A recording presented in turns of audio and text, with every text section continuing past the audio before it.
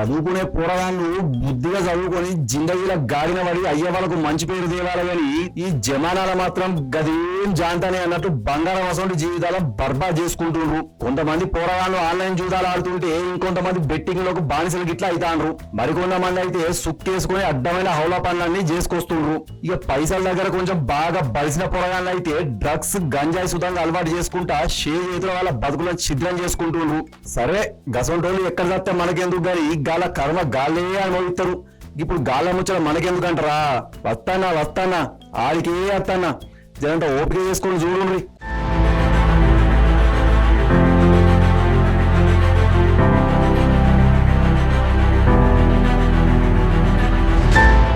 ఇప్పుడు ఈ ముచ్చటంతా ఎందుకు చెప్తున్నానో మీకే ఎరుకైతుంది. వాళ్ళ సాగు వాళ్ళు చస్తే ఎవ్వరికి ఏ తిప్పలు ఉండదు. కనుక చదువుకునే సన్నాసులు మంది కుంపలు సుతంగా కూలుస్తున్నారు. గదే ఇప్పుడు అందరికీ రందైతాంది.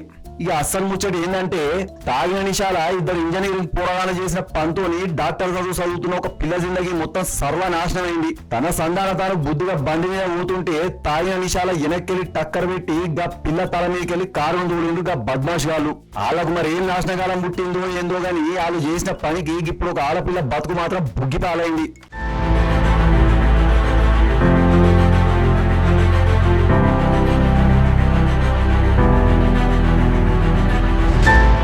ఈ ముచ్చటైతే రాజమహేంద్రవరంలో జరిగిందిలా. సురావరపు దస్వంత్, ఆండ్రూ జోసెఫ్ అడ్వర్స్ అనే ఇద్దరు పోరాళ్ళు ఇంజనీరింగ్ చదువుతుండ్రు. పూర్గా మందు తాగినగా ఇద్దరు ఏవి అప్పారావు రోడ్డులున్న ప్రసాద్ ఆదిత్య మాల సినిమా జూనికి పోయిండ్రు. అయితే మాల ఉండే పనులు వాళ్ళు మందు తాగున్నారని లోపలికి ఓనియలే. ఇక మాల బంద్ చేసేటోళ్ళ మీదకు వాళ్ళిద్దరు మస్తు గరం అయ్యిండ్రు. అయినా సుతా తాగిన లోపలికి పంపేదే లేదని వాళ్ళు తెలియజెప్పిందంట. చెప్పిందంట. ఇక కోపంలో వాళ్ళు మాలకెళ్లి కార్ల బయటకెళ్ళిండ్రు.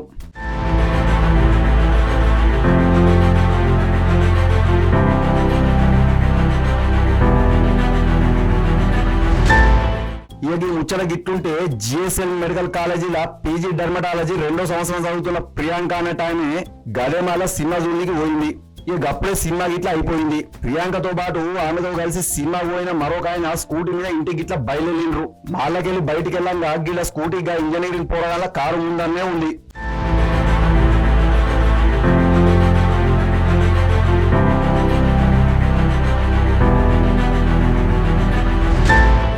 ఇక ఇద్దరు బట్టెబాజిగాళ్లకు మెదట్ల ఏం పిసపురు గిట్ల మెసిలిందో ఏందో గాని మాళ్ళకెళ్ళి బయటకెళ్ళకుండా వెనక్కెళ్ళి ప్రియాంక స్కూటీకి టక్కర్ గిట్ల పెట్టిండ్రు. స్కూటీ మీదకెళ్ళి జారి ప్రియాంకతో పాటు స్కూటీని నడుపుతున్న ఆయన రోడ్డు మీద పడ్డారు. ఇక బద్మాష్ గారు గప్పులన్న బండిని ఆపకుండా గా ప్రియాంక తలకాయ మీదకెళ్ళి బండిని ఉరికిచ్చిండ్రు. అటెనక ఎవరికి దొరకకుండా కార్ల ఆడికెళ్ళి జారుకున్నారు.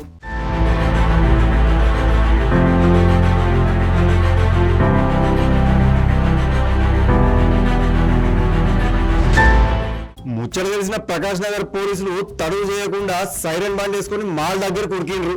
లేడీ చేయకుండా దెబ్బలు తగినగా ప్రియాంకను స్కూటీ నడిపిన ఆయనను దవాఖానకు ఊరుకుపోయిండ్రు. డాక్టర్లు వాళ్లకు జల్దీగా వైద్యం షురూ చేసిండ్రు. కానీ తలకు గట్టిగా దెబ్బలు గిట్లా తగిలేసరికి ప్రియాంకను హైదరాబాద్ ఉన్న ఒక ప్రైవేట్ దవాఖానకు గిట్లా దూరుకుపోయిండ్రు. ప్రియాంకకు వైద్యం చేసిన డాక్టర్ సాబ్లు ఆమెకు బ్రెయిన్ డెడ్ అయిందని చెప్పిండ్రు. ఈ ముచ్చట తెలిసినాక అందరి మనసులు మస్తు కలుపుమన్నాయి.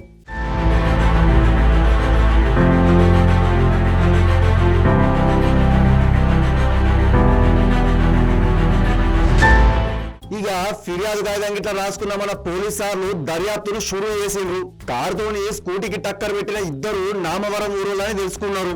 గా ఇద్దరు కమినా మొక్కపోళ్ళు ఎక్కడ దాచుకున్నారో జాడ కనిపెట్టి వాళ్ళని అనగబట్టి దోలుకొచ్చి బొక్కలేసి లోపల నూకిండ్రు.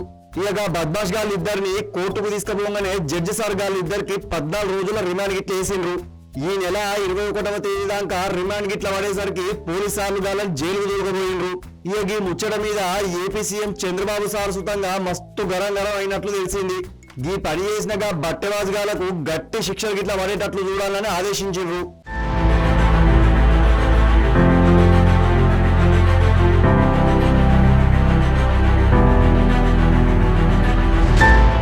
ఇక దవాఖానాలున్న ప్రియాంక పరిస్థితి మొత్తానికే దాటిపోయింది.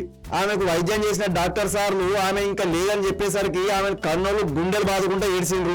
ఇక మనం ఎన్ని మాట్లాడుకున్నా సుత మొత్తానికి తాగిన మత్తులుగా బట్టబాజుగాలు చేసిన పనికి ఉత్త పుణ్యానికి ఒక ఆడపిల్ల జీవితం మాత్రం మొత్తం బర్బాద్ అయిందిలా.